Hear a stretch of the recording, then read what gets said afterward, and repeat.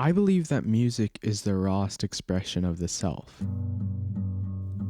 For some reason, we have this primordial instinct to make noise. We speak, we scream, we clap, we cry. We're always finding new ways to generate sound. In that way, music differs from other forms of art like films or paintings, which seek to capture moments and preserve them.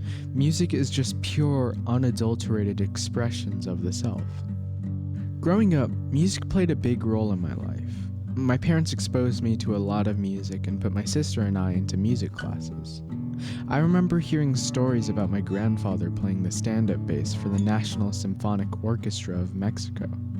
I remember hearing my mom playing the Beatles on the piano, her fingers dancing across the keys. I remember hearing my dad's CDs of U2 and knowing what emotions they were trying to convey without actually understanding the words they were saying.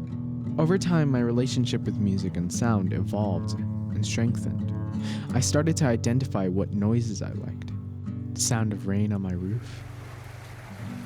The noisy, warbled voices that came from my old tape camera. The crunch of gravel beneath my feet. And the old DVD player's fans whirring as it read a disc. I tried to focus on all the sounds that I could. Even the sounds that overwhelmed me, filled me with an indescribable dread. The sounds that almost hurt to listen to. Every sound had meaning and I needed to analyze what it was.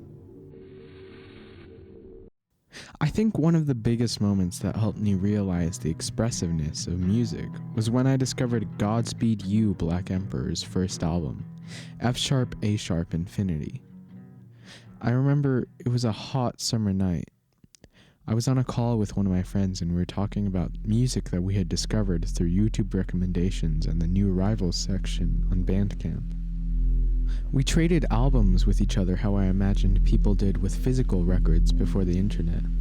At some point, he sent me this YouTube link for an album with a dark, dreadful cover and a title that seemed to be random characters strung together. I pressed play, and the minute it began, I was entranced.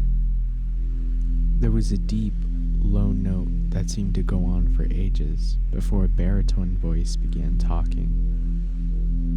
The car's on fire, and there's no driver at the wheel. The experience of listening to that album for the first time really helped me develop my taste in music and supported my growth as a musician.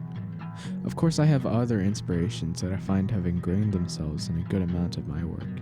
But whenever I need to listen to something to inspire me, I'm always drawn back to that album and reminded of that initial experience of exploring outside of my comfort zone.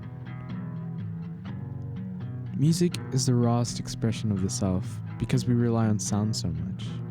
To talk, to yell, to express feelings that can't be put into words. In that way, it just becomes an extension of the way we communicate. Just like we speak, we sing. It's almost an afterthought to question why we're so drawn to music, because it's ingrained in the way we communicate.